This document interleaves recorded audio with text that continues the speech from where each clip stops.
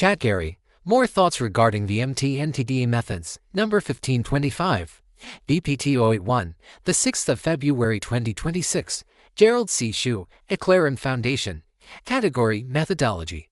Preface. Since 2021, I have written approximately 900 medical research papers based on Viscoplastic Medicine Theory VMT and about 80 papers using Topological Data Analysis TDA. In November 2025, during my recovery from a hemorrhagic stroke, I formally named this combined research methodology the Viscoplastopology Framework VPT. Before developing VPT-based research, my first nearly 600 papers, written between 2017 and 2020, were grounded in general math-physical methods. These included time domain, spatial domain, and frequency domain analyses. That early work established my long-term focus on longitudinal behavior, dynamic processes, cumulative damage, and system evolution in metabolic disorders, major mortality diseases, and lifestyle-driven health management. Over time, I came to realize that no single theory can explain complex human disease and health. Physics and engineering do not rely on one law alone. They use different tools for different questions. My viscoplastic energy model, for example, can describe both metabolic disease progression, which behaves like slow fluid flow, and end-stage collapse, which resembles structural fatigue and rupture in solid mechanics. In the same way, viscoplasticity is only one branch of physics, just as topology is only one branch of mathematics. Mathematical tools in biomedical research. In biomedical and pathophysiological research, multiple mathematical tools work together, each answering a different kind of question. Topology focuses on shape, continuity, and connectivity. In medicine, it helps us understand how health and disease evolve as continuous trajectories over time. It reveals stable regions, transition boundaries, irreversible damage, and unusual disease paths that do not follow population averages. Linear algebra deals with vectors, directions, and combinations in multidimensional space. It is widely used in medical signal processing, such as ECG and EEG, and in data reduction tools like PCA, where many measurements are compressed into a few dominant directions. Set theory provides the foundation for classification and grouping. In medicine, it supports disease categories, inclusion and exclusion criteria, patient subgroups, and logical relationships among conditions and risk factors. Complex variables help analyze oscillations and cycles. They are useful for studying heart rhythms, brain waves, breathing patterns, and other periodic physiological signals. Tensor analysis describes direction-dependent behavior in space. In medicine, tensors are used in diffusion tensor imaging of the brain, biomechanics, tissue deformation, and stress distribution in blood vessels. Tensors naturally exist on topological spaces. Partial differential equations describe how physical quantities change over space and time. In biomedicine, they model blood flow, heat transfer, drug diffusion, oxygen transport, and tissue growth. Each of these tools has value. Topology does not replace them. In the VPT framework, topology complements them by addressing aspects of disease evolution that numbers, averages, and equations alone cannot capture. Thermodynamics, VMT, and disease behavior. Through 17 years of medical research, I have also found that certain thermodynamic ideas, especially entropy, closely match how chronic diseases behave. Chronic disease is not random. It follows patterns of energy accumulation, gradual loss of adaptability, and incomplete recovery. Thermodynamics explains how energy flows, how it dissipates, and why many processes cannot be fully reversed. Chronic disease behaves the same way. Damage accumulates slowly.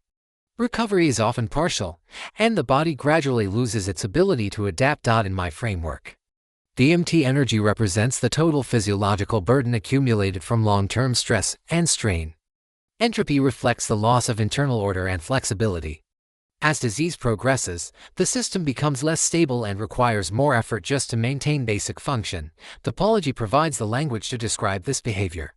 During partial recovery, the system may stabilize temporarily, but it rarely returns to its original healthy state. When failure eventually occurs, both accumulated burden and loss of adaptability are high, and recovery is no longer possible. My lifelong learning background. I began learning arithmetic at age 4 in Taiwan. I came to the United States at age 20, nearly 60 years ago, and I have never stopped learning. I consider myself a lifelong learner. My thinking has been shaped by teachers across more than 10 disciplines, 6 colleges, and decades of interaction with classmates, colleagues, collaborators, customers, and engineering employers. Throughout a 40-year career on the East Coast and in Silicon Valley, these experiences strongly influence how I approach medical research today. Why topology in physiology and pathology, not medical imaging alone? CT and MRI-based topology examine how the body looks at a single moment in time, like a snapshot. These imaging tools analyze spatial structure and anatomy to support diagnosis at a specific instant. They are essential for identifying acute events such as bleeding, tissue death caused by loss of blood flow, tumors, stroke, or structural damage that require immediate decisions. My use of TDA is different. I study how the body behaves over time, more like watching a movie. The topology I analyze is not organ shape on images, but the evolving patterns of lifestyle, metabolism, and disease under continuous stress. My data points are not pixels or voxels. They are years and decades of health biomarkers, daily lifestyle behaviors, and metabolic states. Both approaches are useful. A physician uses CT or MRI to understand what happened during my stroke on a specific day. My TDA research focuses on how that stroke formed over 3 decades. In my case, a hemorrhagic stroke emerged from long-term diabetes-related microvascular damage, progressive vascular calcification, and an acute blood pressure surge to approximately 175 mmHg on June 21, 2025 that triggered vessel rupture in the pontine region. Snapshot imaging answers what happened at that day. My longitudinal TDA answers deeper questions about origin, direction, speed of change, reversibility, and long-term outcome. Role of TDA in longitudinal disease trajectory analysis in conventional neuroscience. TDA is sometimes applied to CT or MRI images to analyze structure at a single time point. Use of TDA is fundamentally different. I apply it to long-term physiological and pathological data to study disease development and progression. CT or MRI-based TDA asks where damage is now. My pathophysiology-based TDA asks how damage formed, when stability was lost, whether recovery was still possible, and where the disease is heading. TDA gives me a geometric view of disease trajectories in high-dimensional physiological space. Study connectivity, distance changes, cluster deformation, and the emergence or migration of outliers over time. These features reflect nonlinear progression and instability that statistics often miss. Disease progression is nonlinear. Outliers often matter more than averages. Shape change matters more than variance size. Time evolution matters more than projection. Efficiency. This is why topology is a natural language for longitudinal biomedicine. Linear algebra tools such as PCA and eigenvalue analysis focus on variance and linear projection. PCA compresses many measurements into a few main directions, and eigenvalues indicate how important those directions are. These tools are useful for visualization but do not capture nonlinear deformation, connectivity change, boundary crossing, or reversibility. They therefore play a secondary, descriptive role in my TDA work. Important information: the TDA portion of the VPT method and the VPT framework. Topology changes how we look at health and disease. Health is not a set of isolated numbers. It is a continuous path moving through time in a multidimensional space defined by body weight, glucose, blood pressure, diet, activity, and sleep. Disease is not a point, it is a path. Topology studies the shape of that path. It shows where the body is stable, where it becomes unstable, where sudden changes occur, and which paths are unusual. Topology allows early detection of subtle deformation. Often before clinical thresholds are crossed, it separates reversible functional change from irreversible structural damage by asking whether the system can return to its original region. Important information: the VMT portion of the VPT method. While TDA reveals geometric structure, VMT provides physics-based energy accounting. In VMT, time is the core variable. Damage depends not just on stressors, but on how they push the system to move over time. I define strain as the disease state, strain rate as how fast it is changing, and input as combined stressors. Stress is input multiplied by strain rate. VMT energy is the accumulated product of strain and stress over time. It quantifies irreversible burden along the disease path. TDA shows where the path goes. VMT energy shows how much damage accumulates along that path.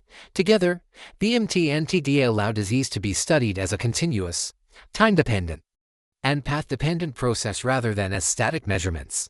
Disclaimer: I write this paper not for fame, but to share what I have learned so others can understand their health, prevent disease, and live longer, healthier lives. This content is provided for educational reference only and does not constitute medical advice. No. Doctor-patient relationship is created. You may share this summary freely, but it must not be altered, edited, or republished as your own. All intellectual property rights belong to the author, Gerald C. This content is provided for educational reference only and does not constitute medical advice. No doctor-patient relationship is created. You may share this summary freely, but it must not be altered, edited, or republished as your own. All intellectual property rights and copyrights for this article and its related materials belong to the author, Gerald C.